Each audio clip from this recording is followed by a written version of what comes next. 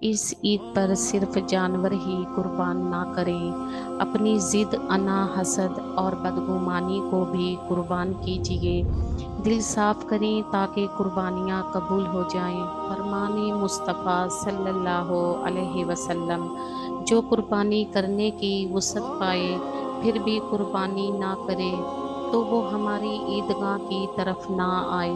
فرمان مصطفیٰ صلی اللہ علیہ وسلم، بروز قیامت قربانی کا جانور اپنے خون اور گوشت کے ساتھ لایا جائے گا اور 70 گنا اضافے کے ساتھ تمہارے میزان میں رکھا جائے گا۔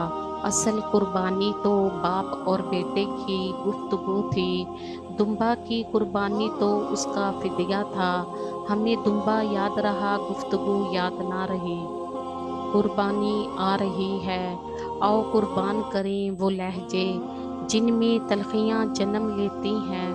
قربانی کبھی ایک بار سوچنا، سب سے بڑا جانور لینے کے چکر میں کہیں تم اللہ کے سامنے جانور نہ بن جاؤ۔ جانور کو ذبح کرنا سنت ابراہیم ہے اور نفرتوں کو ذبح کرنا سنت رسول صلی اللہ علیہ وسلم ہے۔ رسول اللہ صلی اللہ علیہ وسلم نے ارشاد فرمایا، بکریاں رکھا کرو کیونکہ ان میں برکت ہوتی ہے۔ عید الاضحیٰ اللہ کی راہ میں سب کچھ قربان کرنے کا درس دیتی ہے۔ اللہ ہم سب کو اس پر عمل کرنے کی توفیق عطا فرمائے، آمین۔ جہنم کی راہ میں رکاوٹ۔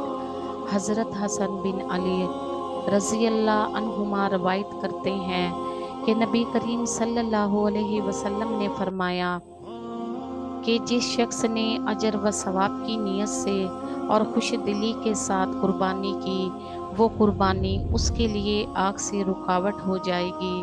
اس قربانی کے گوشت میں سے خود بھی کھاؤ اور مسکین، قناعت پسند اور مانگنے والوں کو بھی کھلاؤ۔